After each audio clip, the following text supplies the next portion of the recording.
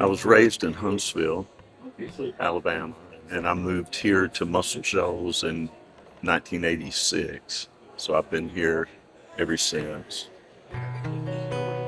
MuscleShoals. So are you part of the royalty here? Um, I've got to work with most of them, most of the royalty here. So I've done sessions, with the Swamper guys, and this MuscleShoals is known for the Swampers. Yeah.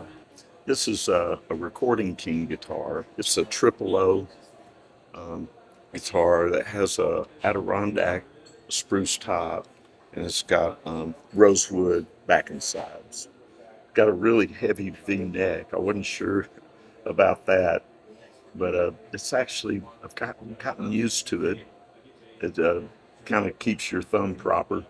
Like a lot of times when I like to use my thumb when I play too over the top. What But do you mean you weren't sure about it? I've never had a guitar that had this much of a V. I've had a slight V neck before. So they call this a V neck because it has this ridge.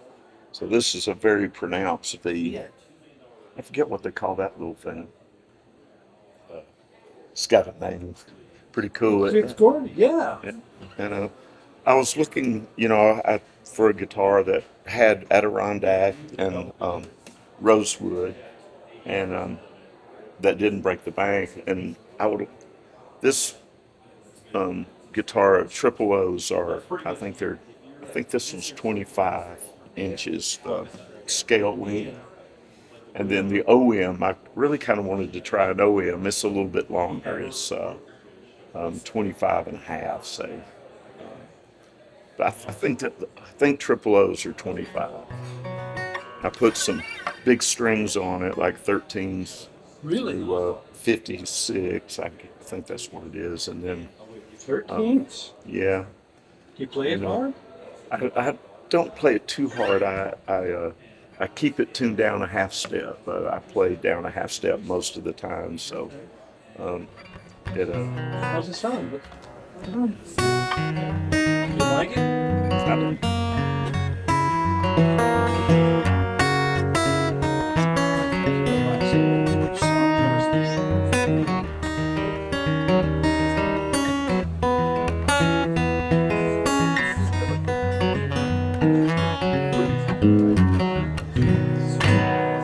these are the Martin retro strings. They're pure nickel. I think they're like a vintage string, and I play them on most of my acoustic guitars. I just kind of got to where I really like them. I used a lot of the 80-20 blend,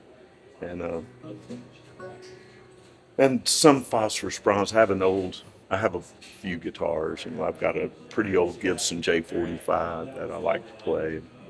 I wound up putting 13s on it too. But you're playing this one. It's my Gibson's, I think, a 63, and I'm not real easy on guitars in general, so I decided to just keep it in a controlled environment instead of carrying it in and out to gigs like I had been doing for the last 30 years with it. And I put the K&K pickup in here, the Pure Mini, but it's the one with the volume. It does have a volume inside here. So I like it a lot. I put bone end pins in here, not end pins, bridge pins. Really? So I like them. I like having You bone. modified it just a little bit from stock. Yeah, I put the pickup in myself, and so that's pretty much it. Everything else is pretty stock, and they're, not expensive guitars. I think 500 or less. You know, so there was two of them that came in at the same time, and I played both of them. I thought this one sounded a little better, and it still hadn't opened up. It takes Adirondack a while to open up, so I've had this one probably a year now. Nice got it. Yep, yeah, I do. I really like it. I've got a Martin D18 out in my car too that I bring in a lot, and but this, I don't know. I'm into the little guitars right now. They feel good. So You feel like playing something? Yeah, no, I'll do a Kelly Joe Phelps thing.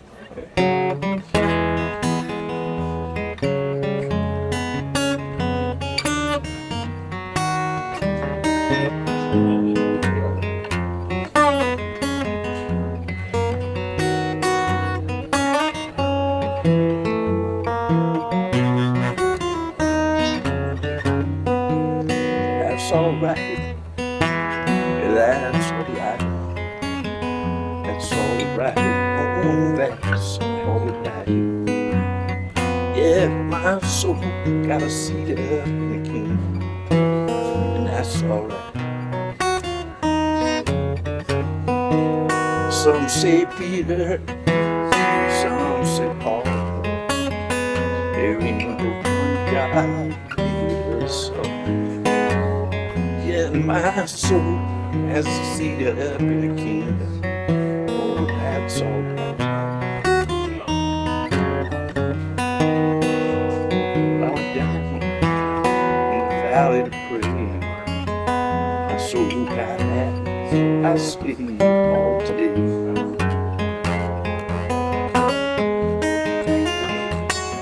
Yeah, my soul has a seat up in the kingdom.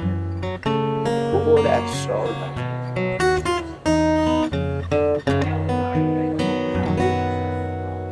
That's a Kelly Joe Phelps song called "That's All Right." He passed away, I guess, about a year ago, and Friend of he yours? was no, he was from Washington State, up in that area, and he was. I got to see him live quite a few times. He amazed me. I moved here to MuscleShoals in '86, and I was started playing with a band called the Shooters, and we were signed to CBS Records and had a few singles out, and then I guess around '90 that band dissolved, and I went out on the road with Marie Osmond for about 3.5 years, and when that was over, I started teaching more full time and playing at a little Mexican restaurant here in the Shoals. And while I was doing that, Jason Isbell, who's pretty famous these days, was he would come in. He was a teenager. He was like 16, and he would play with me every weekend. We had a band. And Chris Tompkins, who's a big Nashville songwriter too, he was there every weekend. So got to be great friends with Jason, and I've gone out and played with him some, and always have a big time. He's come here to the Marriott when we'll do a reunion of that Mexican restaurant, and we'll do a jam here at the Marriott. So I've written some songs. I have a couple of cuts on the Steel Drivers that I wrote with a singer when Gary Nichols was the lead vocalist for them.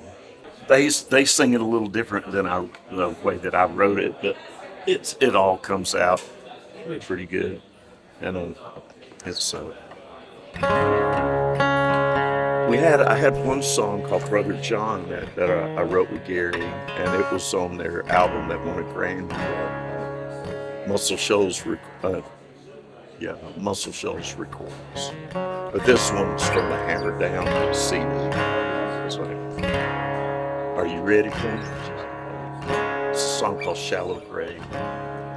I left my love with the silver spade. I laid it down in the shallow grave. Love comes to stay in the cold, cold ground. Better turn it down.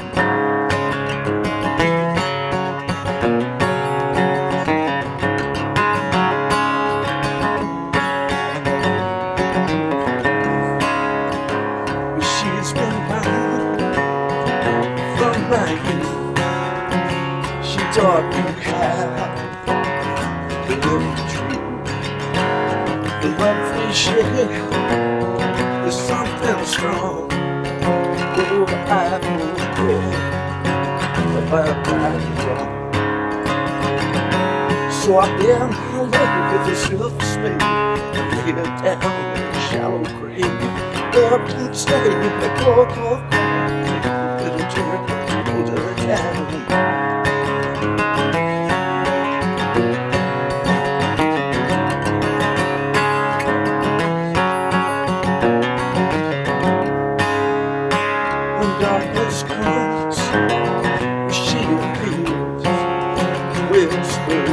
words that only you. Your voice is soft as a summer rain. She has any right I cannot tame. So I bear my love with a silver spade and gave it down in the shallow grave. Love don't stay in the cold. We put the change in the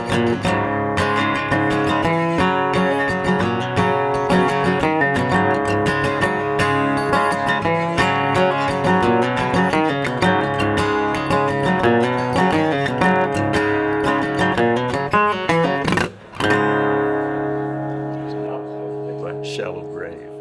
I wrote with Gary Nichols. Thank you.